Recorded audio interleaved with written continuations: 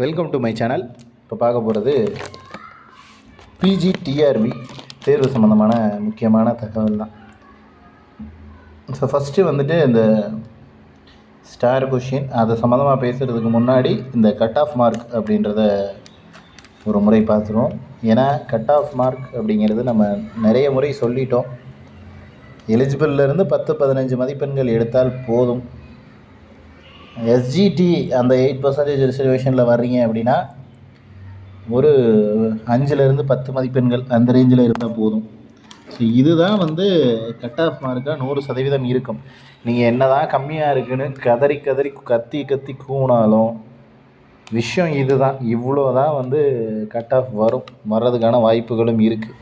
யாரும் அந்தளவுக்கு இப்போ வரைக்கும் நமக்கு தெரிஞ்சு கமெண்ட் பண்ணவங்க 100, 110, 120ன்னு யாருமே சொல்லலை. பட் எங்கே அந்த மார்க்கெலாம் இருக்குன்றது தான் தெரியலை. மேபி அப்படி 1-2 ஓகே, ஒரு சப்ஜெக்ட்டுக்கு ஒரு 10 பேர் இருக்காங்க அப்படின்னே வச்சுக்கலாம். 10 பேர் எல்லாருமே அது கம்யூனிட்டி பேஸஸில் ரிசர்வேஷனில் போயிடுவாங்க. கம்யூனிட்டி பேஸஸ்க்கே வரமாட்டாங்க. சரி, ஜென்ரல் கோட்டாலேயே அவங்க போயிடுவாங்க. அந்த ரிசர்வேஷன் பிரியும் போது ஜென்ரல்னு ஒன்று பிரியும். அதுக்கு வந்து 31% ரிசர்வேஷன் இருக்குது. அந்த 31%லேயே ஜென்ரலில் போயிடுவாங்க எல்லாருமே. அந்த ஒரு 10 பேரோ 20 பேரோ ஒரு சப்ஜெக்ட்டுக்கு இவ்வளோ பேர் நல்ல மார்க் எடுத்திருக்காங்க, 110 எடுத்திருக்காங்க, 100க்கு மேலே மார்க் இருக்குது அப்படின்னா ஓகே, அவங்களாம் அதில் போகட்டுமே. மீதி இருக்கிறவங்க எல்லாருக்குமே இந்த ரேஞ்சில் தான் கட் ஆஃப் அப்படின்றது வரும். அந்த 10 to 20 அப்படிங்கிறது தான் 10 to 15 அந்த ரேஞ்ச் அப்படிங்கிறது தான் நார்மல். அதை தாண்டி எக்ஸ்ட்ரா போகிறதுக்கு வாய்ப்பு சுத்தமாக கிடையாது. ஸோ இந்த ஒரு விஷயத்த வந்து கொஞ்சம் புரிஞ்சுக்கிட்டிங்கன்னா போதும். ஏன்னா அது வந்து நிறைய பேருக்கு அது புரிய மாட்டேங்குது. என்ன தான் சொன்னாலும் ரியாலிட்டி ஒன்று இருக்குது. அந்த ரியாலிட்டியை புரிஞ்சுக்க மாட்டேங்கிறீங்க.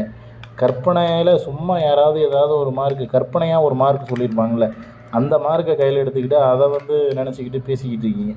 ஸோ அதனால் அந்த மாதிரி கற்பனை மார்க்குக்கெல்லாம் தயவு செஞ்சு இடம் கொடுக்காதீங்க அப்படிங்கிறது தான் நம்மளுடைய தாழ்மையான ஒரு வேண்டுகோள். அப்படியே வச்சுக்கலாம், தாழ்மையான வேண்டுகோளாகவே வச்சுக்கலாம். ஸோ அடுத்து வந்துட்டு நம்ம இந்த ஸ்டார் கொஷின் பற்றி பார்த்துருவோம். ஸ்டார் கொஷின்ஸ் அப்படின்றது பார்த்திங்கன்னா, இப்போ ஒரு கொஷினில் கேள்வி தவறுதலாக இருக்கணும் அல்லது பதில் தவறாக இருக்கணும். பதில் தவறு அப்படின்னா 4 ஆப்ஷனுமே ஆன்சர் வந்து இல்லாமல் 5வது ஒரு ஆப்ஷன் இருக்குல்ல, அதுதான் ஆன்சராக இருக்கணும். அந்த மாதிரி ஒரு விஷயம் நடக்கும். கேள்வி தவறு அப்படின்னா கேள்வியில் ஏதாவது ஒரு கண்டென்ட்டை மாற்றி கொடுத்துருப்பாங்க. ஸோ இப்போது எக்ஸாம்பிளாக ஏதாவது ஒரு கேள்வி நீங்கள் எடுத்துக்கிட்டீங்க அப்படின்னா கேள்வி வந்து அந்த கொஷின் கேட்ட விதம் வந்து தவறாக இருக்கும். ஸோ அந்த மாதிரி ஏதாவது வந்திருக்கு அப்படின்னா அதை வந்து ஸ்டார் கொஷின் அப்படின்னு சொல்லுவோம். அந்த ஸ்டார் கொஷினுக்கு பார்த்தீங்க அப்படின்னா எல்லாருக்குமே முழுமையான மதிப்பெண்கள் கொடுப்பாங்களா அப்படின்னு கேட்டால் கண்டிப்பாக கொடுப்பாங்க. 100% அனைவருக்குமே இது வந்து மார்க் அப்படின்றது வந்து கிடச்சிரும். ஸோ இதில் வந்துட்டு கொஷினில் அடுத்து அப்ஜெக்ஷன் தெரிவிக்கணும் அப்படின்ற விஷயம் சொல்லியிருந்தாங்க. இந்த அப்ஜெக்ஷன்லேயும் நிறைய பேருக்கு நிறைய சந்தேகம் அப்படின்றது இருக்குது. அதாவது அப்ஜெக்ஷன் தெரிவிக்கிறதுனா யாராவது ஒருத்தர் தெரிவித்து அதுக்கு சரியான ஒரு முறையில் கொடுத்துருந்தாங்கனாலும் எல்லாருக்குமே மார்க் அப்படிங்கிறது கிடைக்கும். அதை விட்டுட்டு இந்த யாரெல்லாம் அப்ஜெக்ஷன் தெரிவித்தாங்களோ அந்த நபர்களுக்கு மட்டும்தான் மார்க் அப்படின்றது கிடைக்கும், மீதி அப்ஜெக்ஷன் தெரிவிக்காத நபர்களுக்கு மதிப்பெண்கள் கிடைக்காது அப்படிங்கிறதெல்லாம் ஒரு பொய்யான தகவல். ஸோ அப்ஜெக்ஷன் அப்படிங்கிறது எல்லாருடைய சார்பாக ஒருத்தர் பண்ணுறது, 2 பேர் பண்ணுறது, அந்த மாதிரி தான். உங்களுக்கு தனிப்பட்ட முறையில் இந்த கேள்விக்கு அப்ஜெக்ஷன் தெரிவிக்கலாம் அப்படின்ற மாதிரி இருந்துச்சுன்னா நீங்கள் அப்ஜெக்ஷன் தெரிவிச்சிருந்துருப்பீங்க.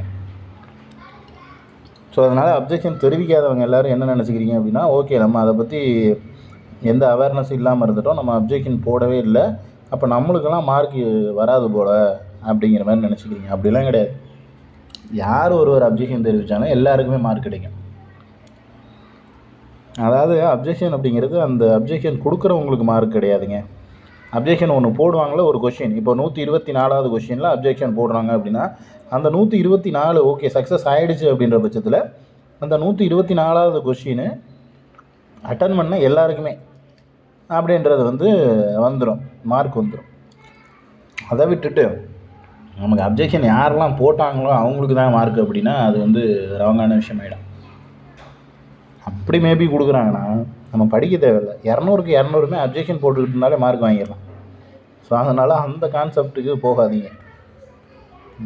ஒரு கொஷின் தவறுதல் அப்படின்னா அது எல்லாருக்குமே மார்க் கிடச்சிரும். யாராவது ஒருத்தர் அப்ஜெக்ஷன் போட்டிருந்தாலும் ஓகே. இது வந்து இந்த அப்ஜெக்ஷனுக்கான மார்க்கு. ஸ்டார் கொஷினுக்கு முன்னாடியே சொல்லிட்டோம், நம்ம சொன்ன விஷயந்தான். ஸ்டார் கொஷினுக்கான மார்க் அப்படின்றது எல்லாருக்குமே கிடைக்கும். இப்போ ஸ்டார் கொஷினுக்கு மார்க் போட்டாலும் ஒன்று தான், மார்க் போடாமல் அந்த கொஷின்ஸை மைனஸ் பண்ணிக்கிட்டாலும் ஒன்று தான். ஏன் அப்படின்னா நீங்கள் 150 எழுதுகிற இடத்துல ஒரு 10 கொஷின் ஸ்டார் கொஷின் அப்படின்னா 140க்கு கட் ஆஃப் அப்படிங்கிறது வரும். இல்லை அந்த 10 கொஷினுக்குமே மார்க் போட்டாங்க அப்படின்னா 150க்கு கட் ஆஃப் வரும். 10 கொஷினுக்கு போடுறாங்க அப்படின்னா அது எல்லாருக்குமே கிடச்சிடும் 10 மார்க்கு. இல்லை 10 மார்க் எடுத்துடுறாங்க அப்படின்னா எல்லாருக்குமே 10 மார்க் போயிடும். ஸோ அப்படிங்கிறப்போ கட் ஆஃப்லையோ இந்த இதுலையோ எந்த ஒரு சேஞ்சஸும் நடக்காது. ஏன்னா கொஞ்சம் பேருக்கு ஒரு சிலருக்கு ஒரு மார்க் வரும்போது தான் அது கட் ஆஃபில் பாதிப்படையும், கட் ஆஃபை டிஃப்ரென்ஸ் ஆக்கும். எல்லாருக்குமே 10 மார்க் போகுது அப்படின்னாலும் கட் ஆஃபில் எந்த டிஃப்ரென்ஸும் இருக்காது. எல்லாருக்குமே 10 மார்க் கிடைக்கிது அப்படின்னாலும் கட் ஆஃபில் எந்த டிஃப்ரென்ஸும் இருக்காது. ஸோ அதனால் இதனால் கட் ஆஃப் சேஞ்ச் ஆகுமா அப்படிங்கிற மாதிரி யாரும் நினைக்க வேணாம். அதாவது ஒரு இவ்வளோ மார்க்குள்ளே உள்ளே போகிறாங்க அப்படின்னா அந்த மார்க்கோட எண்ணிக்கை என்ன மாறும், அங்கே உள்ளே போகிற நபர்களோட எண்ணிக்கை வந்து மாறாது. இப்போ ஒரு 50 பேரை எடுக்கணும் அப்படின்னா அதே 50 பேர் தான். நீங்கள் வந்து 20 கொஷினோ 30 கொஷின் ஸ்டார் கொஷினாக இருந்தாலும் அதே 50 பேர் தான் இங்கே எடுக்க போகிறாங்க. அதனால் அதே கேண்டிடேட் தான் வருவாங்க. ஸோ அதனால் ஸ்டார் கொஷின்ஸ் அப்படின்றது பெரிய இம்பேக்டை ஏற்படுத்தாது. ஜஸ்ட்டு அது ஒரு இன்ஃபர்மேஷனாக தெரிஞ்சுக்கலாம். நமக்கு ஓகே இந்த சப்ஜெக்டில் இவ்வளோ ஸ்டார் கொஷின்ஸ் இருக்குது, அதுக்கு மார்க் கொடுத்தாலும் நமக்கு யூஸ் தான், கொடுக்கலனாலும் யூஸ் தான். அது ஒன்றும் ப்ராப்ளம் க்ரியேட் பண்ணுறதுக்கு ஒன்றுமே இல்லைங்க. அதில் முழு மதிப்பெண்களும் கிடச்சிரும். ஸோ இதில் உங்களுக்கு வேறு ஏதேனும் சந்தேகங்கள் இருந்துச்சு அப்படின்னா கீழே கமெண்ட் பண்ணுங்கள். அதே போல் நம்ம வேறு ஏதாவது தகவல்களை பற்றி உங்களுக்கு தெரிவிக்கணும் அப்படின்னாலும் அந்த கமெண்ட்டை கீழே போடுங்க. நம்ம வீடியோவாக உங்களோட டவுட்ஸ் அப்படின்றத கிளாரிஃபை பண்ணுவோம்.